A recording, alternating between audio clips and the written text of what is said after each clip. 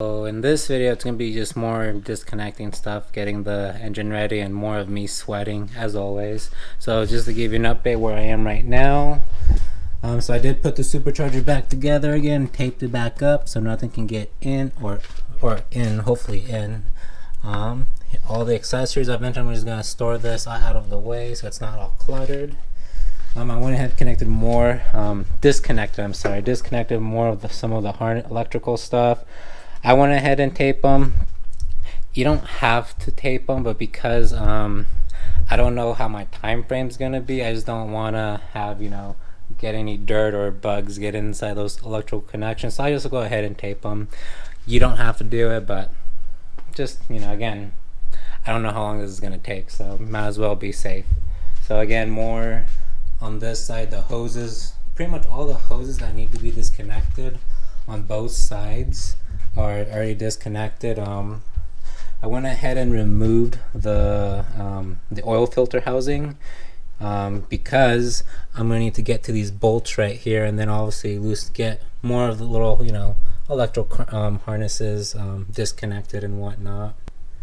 I have the part of the downpipes already removed. I just have just the O2 sensors right there, as you can see, rear O2 sensors hanging. I already labeled them, which is driver and passenger side. Removed a little bit of what I need to do on this side of the engine to get it prepped and ready. There's still some things I still need to disconnect. Obviously, I don't know if I want to try to move the harness all the way completely or have the harness dismounted with the engine, and then once the engine is out, then obviously it's going to be easier to remove the harness, connect the connections and all the sensors, whatnot, once the engine is completely out. But if I can try to disconnect it while the engine's in, sure, why not? The only problem is but I was out to just remove the alternator because there's some I still have the connections for the alternator still connected. And also the starter also has some ground wires and whatnot in the connection also that I need to remove. So I guess, I don't know, when the time comes I'll decide what I want to do, but I just want to get as much as I can removed. So when it comes to the bolts, to remove the bolts from the transmission, however you want to word it, there are the bolts on top, I can get to those, and then there's bolts on the side that I can get to, but the only challenge that I see are the 3 bolts that are down in the middle. This right here is the passenger side, and before I move on, a little bit more damage, not damage, but where water is. If you look up into the exhaust right there you can see there's a little bit more water right there. So the water did come pretty far throughout the whole system. So the 3, so you obviously can see there's right here where my light is pointing at. That's a bolt that I need to get, and there's another bolt right above it, right where I'm pointing again with the lamp. And then there's a third one up right over there. I'm going to be pointing, if you can kind of see, there's a bolt right way up there. I'm also pointing with the lamp.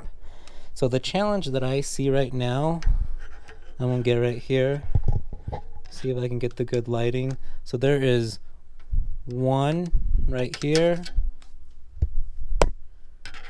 2 right there, and then the third one is right here. So 1, 2, and 3. So those 3 bolts, I'm not familiar how I would get to them because I do have this frame right here that is in the way. So right now I'm not exactly sure because I've never done this before. I might have to maybe drop this frame. That's my guess. But before I do anything like that big, I'm gonna want to confirm for the individuals that have done it this way, if that's what you have to do. And then here's the driver's side. Let's see in the exhaust. So here looks like the exhaust is dry. I don't see any water. Moving along. So for the bolts for the transmission, there's one right there, and then the second one just right above it. And then I think there's 3 more up on top, and that's on the center part, which I can reach from up above on the in the engine bay. I do stand corrected. There are 2 bolts up here. So here's bolt 1 and bolt 2. So again, those are fairly easy to access now that all this clutter here is out of the way. Okay, so an update as promised on the engine. So I did get in more information on the individual about the engine that I was, you know, fingers crossed that was gonna be good, but that kind of fell through, and the reason because the engine that they had, after further investigation, they told me that the spark plugs were gone. So as an example, you know, it didn't have valve covers, which is not a big deal because I'm gonna be using these valve covers anyways. But since the valve covers were off and the spark plug, so as you know, as you can see, you have access to the piston, and with, you know, with weather and water and whatnot, especially water, he just wasn't comfortable enough to let me have the engine, which is, you know, definitely give him kudos to that for being honest with me and not giving me something that, you know, could have been even more of a hassle further down the road. So I'm still in the search for another one as of right now. So I'm hopefully by the time I'm actually done with this part of the video, hopefully I'll have, I don't know, maybe talking to somebody else, or maybe I already have one ordered, who knows. So alright, so more updates. There was damage that I didn't notice, just now noticed a while ago, that the oil pan was a crack. So if you look at the oil pan right here, see, if you see right down towards the bottom right there how it's just cracked. So after further investigation, after removing it, also I had to remove the alternator. As you can see, there's even more carnage. So the rod that broke, so the other half of the rod is right here, still connected to the piston, and the other part of the rod is right here. So it's definitely stuck right there. It's like a scene from Aliens. If you've ever seen that movie, you know what I'm talking about. Just sticking out the block right here. That is crazy. If there's anybody that can do damage to a block, it's this guy right here. So the harnesses are pretty much all removed. So I went ahead, so you can see, so the only thing that's left is this positive terminal, and the positive terminal goes in here through the firewall, comes back around here, and it connects to the positive part of the battery. So that's the only thing that's left as far as the harness goes. But everything from the starter, the alternator, all that is all gone. The oil pan sensor on this side, and then back here, you know, all the sensors or harnesses, connections that are related to back here. Even this, if you've never done this before, this actually happened to me on the first time. So this coolant hose right here, if you forget to disconnect it, this will tend to break, which happened to me on the first time when I removed this. I totally forgot about this and it broke right here at the connection. So now this time I do know to remove that connection. It's another day, and so today I just removed the whole electrical harness. So now it looks a lot cleaner. I removed the ECU as well, so I just put that back. So now it looks way cleaner without the electrical harnesses out of the way. And as you can see right here, here is the whole thing. So this is right here is where the ECU connects, and it goes, you fall all the way down, goes all to the rest of the engine. So if you want to think about it, there's like the spine of the car, the spinal cord, and the ECU is the brain, and this is just the body parts. I'm not a medical doctor, but don't quote me on that, but that's how I view it. Alright, so now, like as I just showed you the electrical harness, looks a lot cleaner now, with all the harnesses removed. The only thing that's still on the car are the ones, like the sensors that stay on the car, or the sensors that will be removed with the engine once it comes off.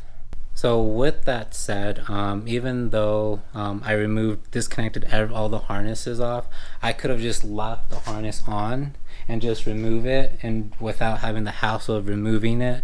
But because once this is off, I would like to, you know, give this a really good clean. I don't want to have the electrical harnesses being exposed to the water, you know, water. Let's do to with the spray washer when I, you know, because I want to clean this bay, you know, to make it, you know, nice and pretty again. So that's why that's why I removed the harness. You don't have to, but I ended up, because I am gonna, you know, kind of do a little deep clean of the inside of the engine bay. So the next step I have to do is I have to dig around in my boxes of car stuff. With the VF kit, I had to go ahead and remove the little hooks for the to when you put for the engine hoist, to, you know, so you can remove the engine. Because the VF kit's so bulky, those had to be removed to give clearance for the VF kit. So I'll have to go find those, install that. Then once those are installed, all that's really technically really left are the bolts that connect the transmission to the engine, or the engine to the transmission, however you want to view it. So yes, so that's really all that is left to do for this to be removed. The 3 bolts I was talking about that are below, that are hidden with this frame, I do have it removed. So the way to remove that is, so first you're gonna have to remove, there's 3 bolts that connect to the transmission mount. So you want to remove those, have a steel plate with the jack, that's what I did. Then remove the bolts that are for the engine mount on both sides. Obviously, as you can see, that one's a little bit lifted more than the other. Then what you're gonna do is you're gonna raise the engine up using the jack that's pushing up against the transmission, and I'll give you space right here so you can see there's 1, 2, and 3, and this is what I used. So it's an 8mm Allen key and a little swivel, and obviously some extensions to really get under there. Now I put the engine back in its spot with, you know, the engine mounts back on. I'm not gonna bolt them because I'm gonna have to remove it anyway. So I put everything back just to be on the safe side. Now that I got those 3 as mentioned, now it's safer to go ahead and get all those bolts that are around, obviously behind the engine. But I was able to remove loosen up all the bolts I needed from the transmission to the engine. And right now I removed the ones that I'm able to remove, with the exception of 2 of them. One of them I'm leaving in still on purpose, and the second one I'm not able to get out because of clearance issues, and I'll show you here. But so you can see, so say you're looking at behind the motor, so I was able to remove bolts 1, 2, the bottom 3, which I just labeled them all as 3. This 4th one, this one's still in the engine. I'll show you as to why I had the clearance issues. 5, 6 I removed, 7 I removed, and 8 I'm leaving in there on purpose. Here are all the bolts in order from the numbers I just showed you. So here's bolts 1, 2, 3, which is the bottom 3. 4 is still inside the engine. 6 and 7 and 8 is the one that I left on purpose.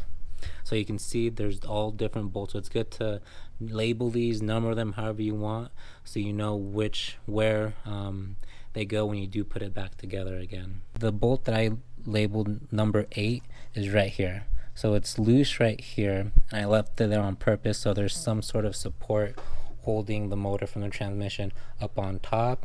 And then I'm going to get underneath the car to show you bolt number 4. Here's bolt number 4. So when I try to take this thing out, it bumps up against this right here. So that's why I'm leaving this in, because of clearance issues, can't take it out. So here is the hooks I was talking about. Got them installed. Didn't take long for me to find them. So other than that, just those 2 bolts I need to remove.